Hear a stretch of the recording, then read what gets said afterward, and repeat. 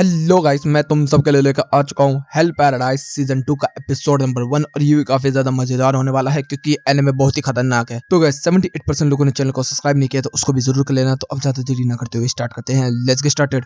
तो एपिसोड शुरू होता है और हम लोग को देखने मिलता है कि सोगनेट टीम की यहाँ पर मीटिंग चल रही होती है, जो कि यामाडा क्लैन का जो जीका होता है वही अकेला जो वापस आया होता है शिकारो आइसलैंड से। इसलिए वहां पर उससे बात की जा रही होती है और उससे कुछ सवाल और जवाब किए जा रहे होते हैं कि वो आइसलैंड कैसा है या वहां पर क्या होता है क्या नहीं, एक्सेट्रा एक्सेट्रा।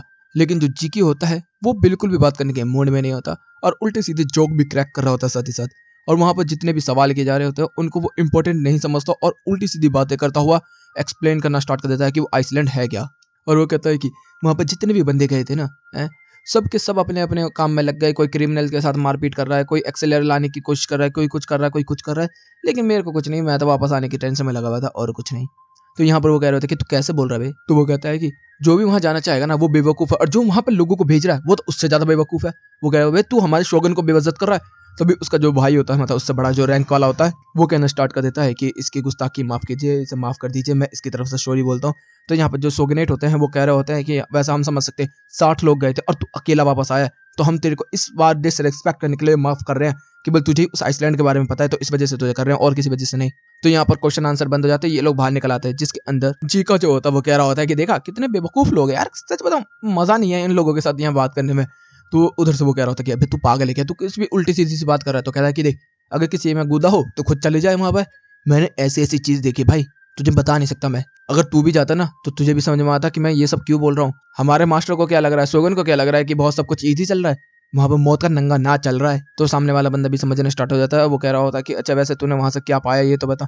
तो कहता है कि हाँ बताऊंगा। तभी वहां पर एक बंदा आ जाता है और वो कह रहा होता है कि सर वो जीव हिल रहा है। तो कहता है कि चल आज देख ही लेते हैं उसको भी। और वहां पर जाता तो हम देखने मिलता है कि वो एक मॉन्स्टर को लेकर आया होता है आइसलैंड से। और यहाँ पर वो कह रहा होता है कि वैसे अथॉरिटी को देखने का मौका मिल जाता है लेकिन अब वो नहीं देख सकते। तभी हम देखते हैं जो रे होता है वो कह रहा होता है कि सुन, वो मर चुका है और उसको छू के ही पता चल जाता है कि वो जो मॉन्स्टर है वो मर चुका है। तो यहाँ पर वो कह रहा होता है कि वैसे अब हम लोगों को क्या करना है। तो वहां पर वो एक्सीलर के बारे में ही बात करना स्टार्ट कर देता है कि हम लोगों को वहां जाना होगा और 2 बंदे और तैयार कर लिए इन लोगों ने अब। तभी इधर से सीन बदलता, हम आइसलैंड की तरफ देखते हैं जिसके अंदर टेनगन लेटा होता है और उसके सामने एक मॉन्स्टर होता है। वो बात कर रहा होता है सोल बॉडी और एक्सीलर के बारे में। तो कह रहा होता है कि क्या सोल और बॉडी अलग अलग होते हैं। तभी वो एक्सप्लेन करने वाला होता है। तभी यहाँ पे पिंक बाल वाली बंदी आ जाती है जो कि खुद भी एक टेनगन है और वो कह रही होती है कि तुम लोग यहाँ क्या बात करो। तभी वो डर जाता है। तो वो कहते हैं अरे कुछ नहीं, बाहर चलो। बाहर जैसे ही जाते हैं और हम लोगों को देखने मिलता है क्लबिंग वबिंग चली होती है, पार्टी शार्टी, नाच गाना, धूम मधाड़, स्विमिंग वविंग चल रही होती है। तभी यहाँ पर बताया जाता है एक का नाम है रेन और एक जो लड़की है इसका नाम है फ। और यहाँ पर वो लोग कह रहे होते हैं कि अरे अपन लोगों को और हेल्थ की लड़ाई झगड़ा नहीं करना चाहिए, हमें मजे मस्ती करनी चाहिए। तभी सीन जो होता है वो एक ऑरेंज बाल वाले लड़के पहुंच जाता है जो कि खुद भी एक टेनगन है, मतलब टेनगन है जो अपने आप को सेपरेट कर सकता है इतने सारे लोगों के बीच में। वो अपनी एक प्रैक्टिस के बारे में बता रहे हैं जिसके अंदर सेक्स होता है, बताओ हद है। और इधर खून खराबा सा मच रहा होता है, पता नहीं क्या कर रहे हैं ये लोग। इधर से वो लोग बात कर रहे होते हैं और फिर वो कह रहे होते हैं कि वैसे हम लोगों को यहाँ रहने के लिए एक्सीलर को पीना भी पड़ेगा और ताकतवर बनना पड़ेगा, हमें ताओ की वापस चाहिए वापस। तभी जो बंदा गाबी मारू से फाइट करता है यूजो, वो भी एक टेनगन है। वो कह रहा होता है कि अपन लोगों को तो फर्क ही नहीं पड़ता इन चीजों से। तभी इधर से सीन बदल जाता है, हम लोगों को शगरी देखने को मिलती है जो कि यूजो वगैरह के साथ होती है और बात कर रही होती है और बोल रही होती है कि हमें जल्दी से जल्दी यहाँ पर एक्सीलर को ढूंढना होगा और यहाँ से निकलने का रास्ता ढूंढना होगा जल्दी से जल्द। तभी यहाँ पे यूजू जो होती है वो कह रही होती है कि हाँ हमें निकलना तो होगा लेकिन बिना एक्सीलर के निकलना होगा, वैसे भी यहाँ पर रहेंगे तो मरे जाएंगे। वैसे भी तुझे पता है कि यहाँ पर कितने खतरनाक मॉन्स्टर है, क्योंकि इन लोगों ने देख लिया है कि यहाँ के मॉन्स्टर कितने खतरनाक है और ताकतवर है, इन लोगों का जीतने का कोई चांस ही नहीं है। लेकिन सगरी जो होती है वो फिर भी यहाँ पर मान नहीं रही थी और कह रही होती है कि नहीं, हम लोग यहाँ पर एक्सीलर को भी लेके जाएंगे और मैं चाहती हूँ कि मैं तुम सब लोगों को यहाँ से लेके जिंदा निकलूँ। अगर तुम लोग यहाँ से मेरे साथ जिंदा निकलोगे तो तुम्हारी जो माफी है वो भी तुम्हें मिल जाएगी। तो यहाँ पर जो यूजू होती है वो थोड़ी सी अजीब सी हो जाती है और वो कह रही होती है कि वैसे हम लोगों को साथ में गाबी मारू को भी लेके जाना होगा ना। तो कहते कि हाँ हाँ। तभी वो कहते कि दरवाजे के पास वैसे जले हुए निशान उसी के होंगे और कौन ही कर सकता है ऐसे पागल वाला काम। तो कहते कि कोई बात नहीं, हमें जल्दी जल्द उसे ढूंढना होगा और निकलना होगा। सीन बदलता, हम गामी मारू को देखते हैं जिसके साथ मे वगैरह भी होती है और यहाँ पर ये सारे के सारे फूची वगैरह बात करते हुए चल रहे होते हैं और ये लोग यहाँ पर शिनशिकिरो कैस्टल जो है उसके बिल्कुल करीब माउंटेन के ऊपर पहुंचने वाले होते हैं और धीरे धीरे करके ऊपर चढ़ जाते हैं। लेकिन तभी हम लोग यहाँ पर चोबी को देख लेते हैं जो कि अपने टोमा भाई के साथ यहाँ पर आया होता है और यहाँ पर कुछ बिना बोले टोबी जो होता है वो गमीमारू के ऊपर स्ट्राइक लैंड कर देता है जिससे कि गमीमारू पीछे की तरफ हो जाता है और गमीमारू को जैसे ये होता है तो एहसास होता है ये क्या हुआ अचानक से। तभी गमीमारू जो होता है वो लड़ने के लिए तैयार हो जाता है, जैसे ही वो जाता है चोबी की गर्दन पर बैठता है और गर्दन टक से तोड़ देता है। फूची वगैरह सारे मे वगैरह कह रहे होते हैं कि क्या हुआ, मर गया। लेकिन तुम्हें हम लोगों को देखने मिलता है चोबी जो होता है वो फिर से खड़ा हो जाता है और गमीमारू को उठाकर जमीन में देकर मारता है। जिसकी वजह से वो कहता है कि ये बच्चे मर गए क्या। तभी हम देखते हैं जो यहाँ पर गबीमारू होता है वो मरता नहीं है, वो सीधा खड़ा होता है और घुमा के एक पत्थर मारता है, फिर घुमा के लात मारता है, फिर पंच पंच बरसाता है और दूर की तरफ हट जाता है। अब वो कह रहा होता है कि दूर रहिए मेरे से। तब गबीमारू जो है यहाँ पर याददाश्त भूल चुका है क्योंकि अपनी पावरों की वजह से। तभी चोबी कह रहा होता है कि वैसे मैं तो रीजनरेट हो सकता हूँ, कोई फर्क नहीं पड़ता।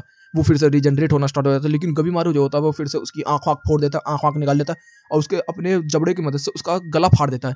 यहाँ पर सब लोग कह रहे होते हैं कि अब ये तो देखने में ऐसा लग रहा है कि एक जानवर दूसरे जानवर पर हमला कर रहा है, जैसे कि लाइक शेर पे हमला करता है या वुल्फ वुल्फ पे हमले करते हैं ऐसे। तो भी जो चोबी होता है वो कह रहा होता है कि भाई तू कितना भी अटैक कर ले मेरे को कोई फर्क नहीं पड़ने वाला, मेरी रीजनरेट करने वाली एबिलिटी बहुत ही ज्यादा ऊपर है तेरे मुकाबले। तो यहाँ पर जो गबीमारू होता है उसको पंच पड़ जाता है बहुत ही खतरनाक वाला, जिससे कि उसकी चारों खाने चित्त हो जाता है। वो कह रहा होता है कि वापस। तभी देखते हैं कि उसने उंगली काट दी होती देर में। फूची कह रहा होता है कि क्या ऐसा लग रहा है गबीमारू थोड़ा सा कमजोर पड़ रहा है। तो यहाँ पे जो मे होती है वो उसके अंदर के ताऊ को देख रही होती है और वो कह रही होती है कि इसका यिंग यांग काफी कमजोर हो रहा है, क्योंकि स्ट्रॉन्ग को स्ट्रॉन्ग तो बना सकता है, लेकिन जो वीक है वो वीक को स्ट्रॉन्ग के साथ स्ट्रॉन्ग बना सकता है। मतलब वीक जो है वो स्ट्रॉन्ग बन सकता है, लेकिन स्ट्रॉन्ग जो स्ट्रॉन्ग है वो और ज्यादा स्ट्रॉन्ग नहीं बन सकता, क्योंकि गबीमारू जो है वो उसके मिस पॉइंट को है, मतलब कि उसकी याददाश्त चली गई तो उसको अपनी बीवी याद नहीं है, जिसकी वजह से वो स्ट्रॉन्ग नहीं हो पा रहा। इसका मतलब उसके पास एम्बिशन नहीं है अपना आपको और ताकतवर बनाने के लिए। तभी हम लोग देखते हैं चोबी जो होता है वो कहता है कि अपने भाई से तोम्बो से हमला कर बाकी लोगों पे। तभी हम लोग देखने मिलता है कि वो सीधा फूशी के ऊपर टूट पड़ता है, क्योंकि फूशी का एक ही आता है। तो वो कह रहा होता है कि इसको मारना आसान होगा। फूशी एक हाथ से ही उसकी तलवार को रोक लेता और कह रहा होता है कि तुझे क्या लगा कि तू मुझे ऐसे ही हरा देगा, तू बेशक आका मेरा गेल क्लैन से होगा लेकिन मुझे फर्क नहीं पड़ता। मैं एक हाथ के मुकाबले में तेरे से बहुत ज्यादा एक्सपीरियंस हूँ लड़के। और एक थप्पड़ में उसको सुला देता और फिर एक चांटा मारता दूर कर देता। फिर वो इधर से तोमा जो होता है वो हमला करने की कोशिश करता है फूजी के ऊपर, लेकिन फूजी सिंगल हैंडली उसको हरा देता और कह रहा होता है कि टैलेंट तो है लेकिन शार्पनेस नहीं है, मतलब तू पॉलिश नहीं है अभी इतना, तो तुझे और ताकतवर बनना होगा। फिर दो चार चांटे मार के फिर से उसको दूर कर देता और कह रहा होता है कि तेरे सुंदर चेहरे को मैं बिगाड़ना नहीं चाहता लड़के, तो तमीज में रह मेरे साथ। लेकिन इधर से तोमा जो होता है वो मानता नहीं और वो कह रहा होता है कि मैं केवल अपने भाई के लिए जीता हूँ, अपने भाई के लिए मरता हूँ, कुछ भी हो जाए मैं तुझे काट कर रख दूंगा। और वो याद कर रहा होता है अपने सारे पास्ट को, जिसके अंदर उसका भाई हमेशा उसे प्रोटेक्ट करता हुआ है। तो भी हम लोगों को मिलता फूची उसके देखता है कि टोमा ने तलवार को बहुत अलग तरीके से पकड़ा होता है, तो वो कहता है कि लड़का इंप्रूवमेंट कर रहा है, नाइस। अभी टोमा जो होता है वो अपने एक विलन से बोलता है कि बाकी लड़का लड़कियों पर हमला कर दे, मतलब मे वगैरह पे। तो भी हम देखते दूसरा बंदा तैयार हो जाता है और कहता है कि आने दे। इधर से चोबी जो होता है वो कह रहा होता है कि इसका ताऊ जो है वो काफी कमजोर है, और मेरे ताऊ के बारे में उस मॉन्स्टर ने क्या बोला था, जो कि अब इनके साथ मिलकर फाइट कर रहा है, कि मेरा ताऊ उससे ज्यादा सुपीरियर है तो मैं उसको हरा सकता हूँ। तो भी वो भाग के जाता, तो एक ही घूसे में यहाँ पे गबीमारू को सुला देता। लेकिन जैसे गबीमारू सोता तभी उसकी आग जल जाती है और वो अपने मालिक को याद करना स्टार्ट कर देता, मतलब अपने बॉस को, कि एक निंजा ऐसा होता है कि जो चीड़ फाड़ देता है, एक निंजा ऐसा होता है जो कमजोरी पर हमला करता है, एक निंजा ऐसा होता है जो अपने बदले को पूरा लेकर रखता है। तो भी गबीमारू की फायर जो होती है वो बहुत ही ज्यादा अप हो जाती है, और इधर से जो भी कह रहा होता है कि ओह तूने ध्रुव का पत्ता निकाल दिया, लेकिन फिर भी कुछ नहीं कर, लेकिन इतनी देर में चीड़ कर रख देता है गबीमारू उसको, और वो जनरेट होने की कोशिश कर रहा होता है, लेकिन गबीमारू उसको पकड़ लेता है और अपनी आग से लगातार उसे जलाया जलाया जा रहा होता है। वो कह रहा होता है कि भाई इतनी ज्यादा मत लगा वरना तू ही जलकर राख हो जाएगा। तो गबीमारू कहता है मेरे पास जीने की कोई वजह नहीं है, ना ही मेरे पास कोई मिशन है, ना ही कोई एम्बिशन, तो मैं तुझे मार के जाऊंगा, बस मैं ही मर जाऊं। वो कह रहा था कि ये है कुछ मजा, ऐसी ही तो लड़ाई मुझे देखनी थी। इधर से चोबी भी अपनी ताकत को अब धीरे धीरे करके बढ़ाना स्टार्ट कर देता और कहता है कि मेरे पास केवल एक ही है, मेरा भाई, मैं उसी को प्रोटेक्ट करने के लिए बनता हूँ। और हम लोगों को देखने मिलता है कि इधर से जो मॉन्स्टर था वो तो पिट चुका, इधर से टोमा देख रहा होता अपने भाई को।